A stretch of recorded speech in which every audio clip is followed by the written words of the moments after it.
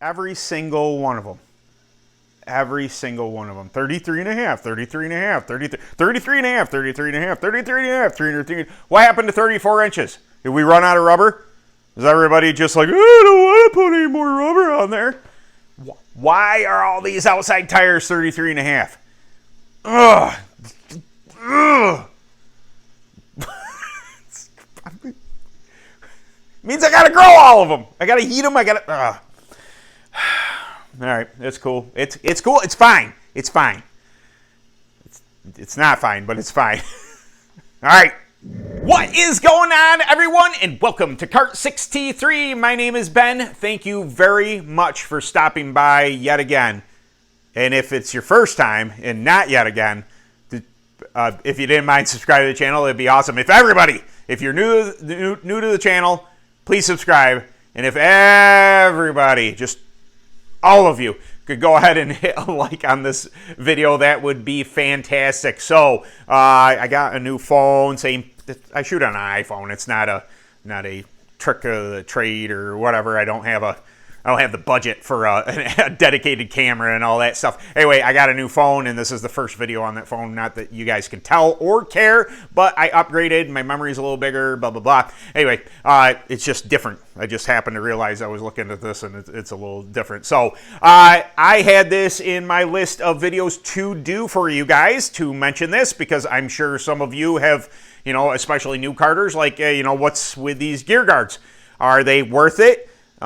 Should I be putting one on there? I can see both sides. I have run them both. I have both. And I thought I would do my best to try and explain the pros and cons of these. So, first things first, why would you run a gear guard? Well, it would be to protect your chain, and it would be to keep things like rocks, and if maybe your chain is misaligned slightly, something were to happen, the gear guard might keep it on track. And that's the concept there, that it's going to keep, any kind of boulders or anything from out of there. Whether or not that really is true or not, I don't know. But basically, if you have misalignment, say hold on.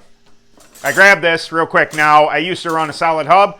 And I think this one's just out of the kilter a little bit, therefore I'm not running it anymore, but solid hub, and it still has a gear guard. So yes, the proof in the pudding. I used to run a gear guard. So the concept here is, I think these are two different sizes. I had different size ones. Anyway, we'll go ahead and push this on. These are just plastic, malleable plastic, but basically, all right, imagine your clutch up here. And this would be, somehow, some way it got shifted offset. Well, your chain is going to be diagonal. It's going to want to pull off the teeth of your rear gear, or your front gear for that matter. And the gear guard would keep the chain in alignment. Say you get a little bit too much slack, like, maybe your butterflies on your engine mount weren't quite tight enough, and your engine jumped back a little, so you have that bow in it, that slack and all that. If that slack was there, this may keep the chain lined up and keep it from popping off, but there are most definitely some other ways to think about this. I got it! Okay, on the other side of why people might not want to run a gear guard is this. So we have the same thing. This is giving you the concept here. I'm going to go ahead and put half a gear on here. Now, what do you see?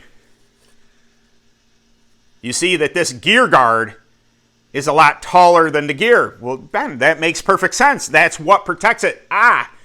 It does, but this is, as you see, this edge is all chewed up. This is the first thing that hits the ground. So the reason that this video got brought to the forefront, here, let's set this up, brought to the forefront was this picture right here that I'm going to show you. If you were to hit something hard enough, whether it be plastic, whether it be an aluminum gear guard, whether it be fiber or carbon fiber that you can get, It is the closest thing to the ground, not actually your gear. So the chances that if something goes wrong, if there's a rock, if you bounce, if there's a bump, if there's an accident, it is going to be the first thing to contact the earth and possibly distort the gear guard, therefore getting into your chain. So the pros and cons here are that maybe it keeps your chain in line. I would suggest always making sure that your chain is lined up. Please check it daily. Look at all you have to do. You don't have to put the guide on it every single time, but when you go to run, look behind it, roll the axle, and see how that chain is tracking. You can always tell by where it's hitting on the rear gear on the teeth. It will be pulled to one side or the other, wearing on those teeth, causing some stress there. And you can look at it and see that, oh man, it's pushing against the right side. It's angled towards that, which means your rear gear's too far over. Please check your chain alignment. That is going to save a lot. Chain tension, all those things. Now, gear guards, again, I'm not against them, but like the picture showed you there, it is the first thing to contact the earth. It's the first thing that gets in trouble. And if the gear guard goes bye-bye, if you hit something hard enough, a rock, a bump, a this or that, whatever happens, there's most definitely going to interfere with your chain and you are going to be done for the day. Now, I ran a gear guard for multiple years. Now, I will say this, I didn't concern myself with it. Running open, tons of horsepower, not a problem. There is the concept of rotational weight. Why would they make a carbon fiber version of it? Well, for those of you who want to protect your chain, but you want to keep your rotational weight down. No gear guard equals less rotational weight. And I would say a vast majority that I've seen, I won't say, I got to remember that I'm only in the Northeast here. I'm only subject to seeing certain amount of racers and everything like that. But from what I've seen, gear guards aren't the popular choice. I do see some people run them, and fine by me. I ran them. It's perfectly, it's always the case when your chain pops off or it gets dislodged or something like that. As soon as it happens, somebody goes, oh, that would have stayed on if it had a gear guard. Possibly, but if you were to hit something, if it's that rough of a track, which we do have up here in the Northeast, is it possible that, we'll grab this, that this gets bent, twisted, bent over, hit, all that stuff, and gets into your chain, effectively ruining your day. That is one of the choices that you're going to have to make. I can see the pros and cons of either way. It really doesn't bother me. I will say it's a bigger pain if you have to change gears, that you have to remove one side. Like I just showed you, there's two different sides. You have to remove the one side in order to change a gear. And if you want to put a laser alignment tool on, it kind of interferes there. Frog in my throat. I actually prefer it without. I ran this entire year without one. Knock on wood. I'm going to nationals. Now watch, I'll probably lose a chain. I'm not a superstitious type of dude, but it's usually the way it is. When I bring up a point like, oh, that never happens to me, I'll be at the Grand Nationals or something and pop a chain and be like, and then I'm going to have to hear somebody say, if you had a gear guard on there, it would have stayed on. It may have. But I thought this was, a good discussion to have, or a topic to cover for you guys, because I know, a lot of you that are coming up in karting, and some of you new, just like, hey, should I be running one? Should I not?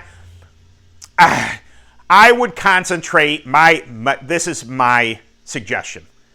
I would concentrate more on keeping your chain aligned and tensioned properly rather than running a gear guard.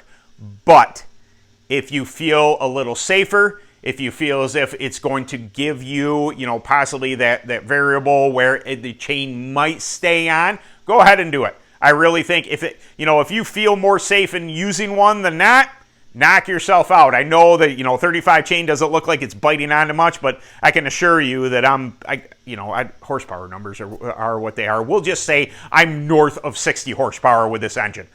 And I managed to keep a 35 chain on running that kind of horsepower. You've watched the videos. That's 35 chain. That's what I have on. It's the same thing you guys run on Clone. It's the same thing you guys run on Predators. I just replace mine a little more often than you do.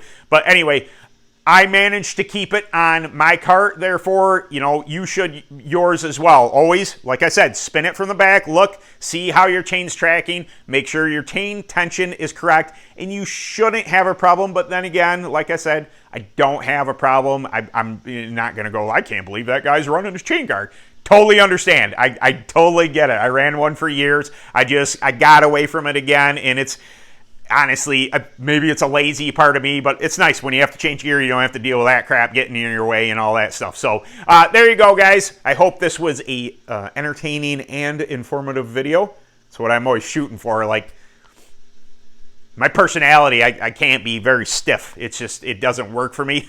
So I hope this really helped you out if you had that question, and I hope you guys enjoy the video, and I want to thank all of you for stopping by and watching it yet again. This channel is nothing without you, so I'll keep on making videos. You keep on watching them, and washing them? Did I say washing? Watching them?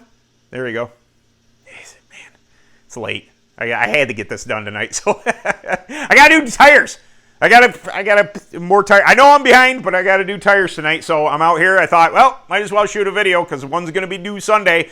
There's always a video due. Always, always, always. So, all right, guys, I really appreciate you coming by, and we'll see you in the next video.